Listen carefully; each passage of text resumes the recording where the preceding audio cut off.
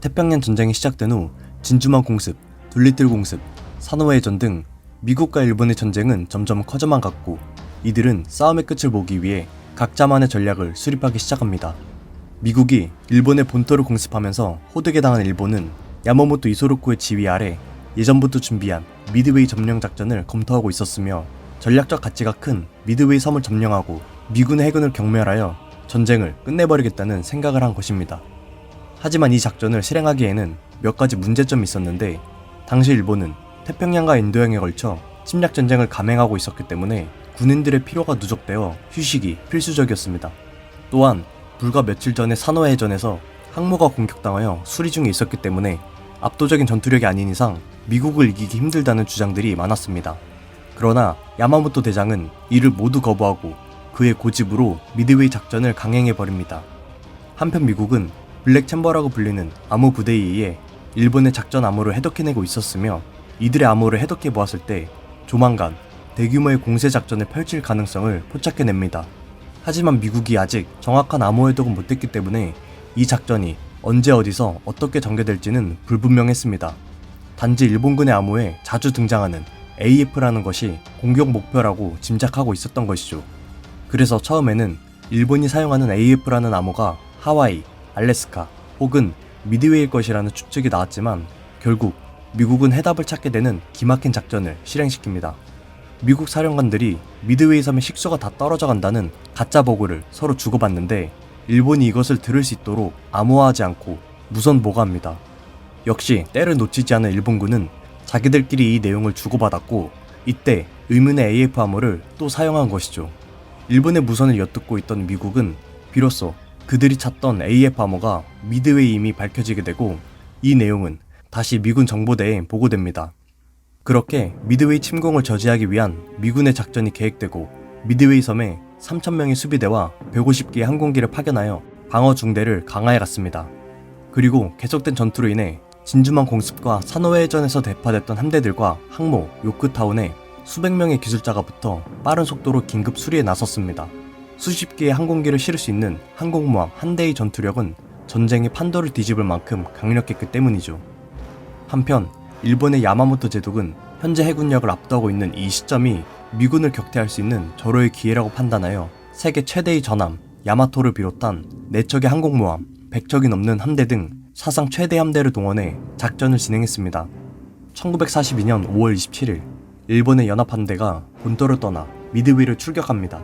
그리고 3일 뒤 미군도 32기의 비행정을 띄워 쉴 새 없이 공습을 대비한 경계태세를 갖춥니다. 전력이 부족한 상황을 조금이나마 극복하려면 일본군을 먼저 찾아내야 했던 것이죠. 6월 3일 미국의 정찰기들 중 한 기가 일본의 수레 전대를 발견하고 급히 보고를 올립니다. 미드웨이로 항진하는 선단을 발견한 것이죠. 급보를 받은 미국은 B-17 폭격기 9기를 발진시켜 곧바로 폭격을 가할 것을 명령합니다. 이들의 공격은 사실상 미미한 피해를 입히는 데 그쳤지만 밤이 되자 곧바로 어뢰를 실은 비행정 4기가 또다시 공격을 위해 출격하였습니다. 어둠으로 휩싸인 바다에 일본의 선단이 다시 발견되고 미국의 비행정은 이들이 틈을 보이자 순식간에 내격을 가해 두 척의 선박에 피해를 입히고 11명의 사망자를 발생시킵니다. 6월 4일 새벽 4시 30분 이러한 피해도 작전을 변경하지 않고 진행한 일본의 기동부대가 미드웨이 공습을 위해 공격기 108기를 발진시킵니다. 그리고 얼마 지나지 않아 미 해군의 정찰기가 주변 해역을 수색하여 일본 항모와 미드웨이로 발진시킨 공격기를 발견합니다. 그리고 구름 속을 오가며 이들을 미행하기 시작합니다.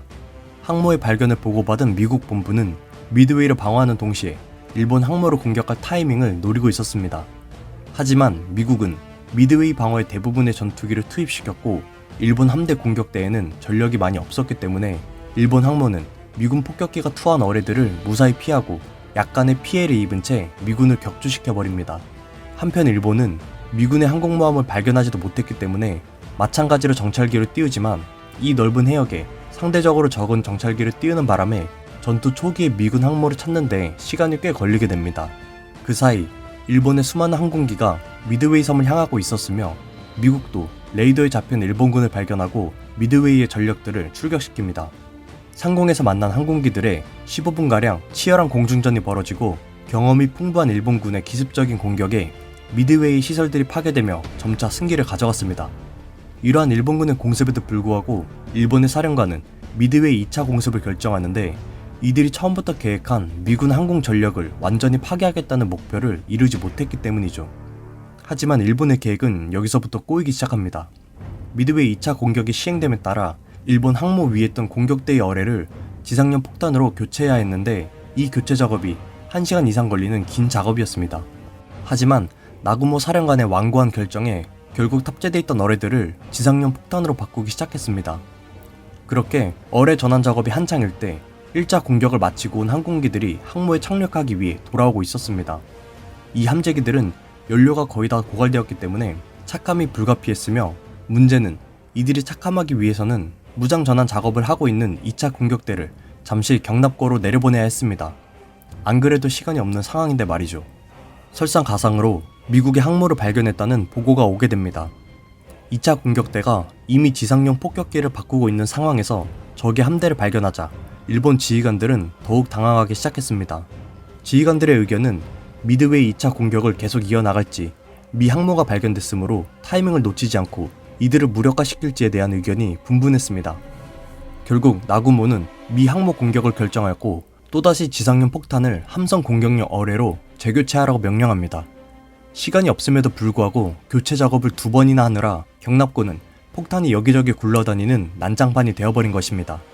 한편 미 해군 기동부대는 항모, 엔터프라이즈와 호넷에 100대가 넘는 함재기를 발진시키는데 하필이면 이때 일본에게 발각되는 바람에 공격기를 급하게 출격시켜야 했습니다.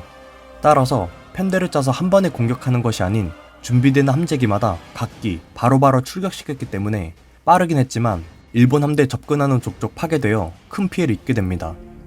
미국의 공격기들은 일본 함대를 한 발도 명중하지 못하고 오히려 괴멸에 가까운 피해를 맛보게 됩니다.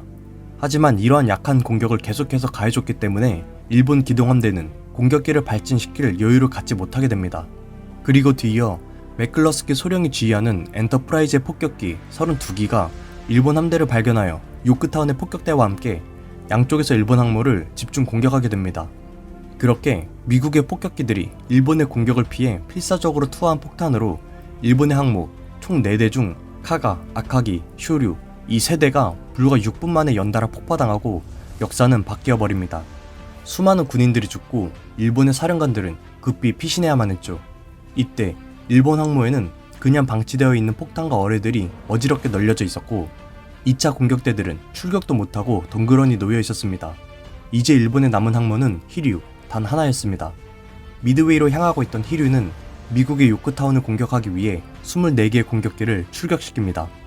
여기에 있던 일부 공격기들도 마찬가지로 미드웨이 2차 출격을 준비하느라 지상 공격력 폭탄을 그대로 달고 출격합니다.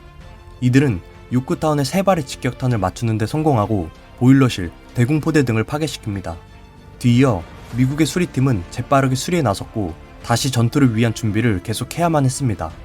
1시간이 지나고 히류의 추가 공격대가 어뢰로 무장하고 또다시 요크타운 파괴를 위해 출격하였습니다. 미국도 격렬히 대공포화를 쏘아 올렸지만 결국 2발의 어뢰를 맞고 요크타운은 기울기 시작하였습니다. 플래처 제독을 포함한 지휘부는 급히 다른 함대로 옮겼고 폭격기들은 다른 항모로 피신합니다. 이때 일본의 항모 히류도 큰 피해를 입게 되는데 요크타운에서 피신한 폭격기들이 항모 공격에 동원되어 10기가 넘는 일본의 제로 전투기의 공격을 뚫어내고 히류의 급강화 폭탄 4발을 떨궈 폭파시킨 것이죠. 그렇게 함대 사령관 야마구치 다문 소장과 가쿠 토메오 함장은 히류와 같이 운명을 하게 됩니다. 한편 어뢰를 맞고 피해를 입은 요크타운을 견인하여 하와이로 향하던 미국은 뒤늦게 일본의 잠수함이 쏜 어뢰 2발을 명중당하여 바닷속으로 침몰하고 맙니다. 그리고 일본 함대를 추격하다가 결국 하와이로 철수하게 되죠. 그렇게 불과 3일간 치러진 미드웨이 전투로 태평양 전쟁의 판도는 미국의 승기로 기울여 버렸으며 이어서 벌어질 전쟁들에 중대한 영향을 끼치게 됩니다. 그리고 아직 끝나지 않은 전쟁을 위해 양 국가는 다시금 재정비를 하기 시작합니다.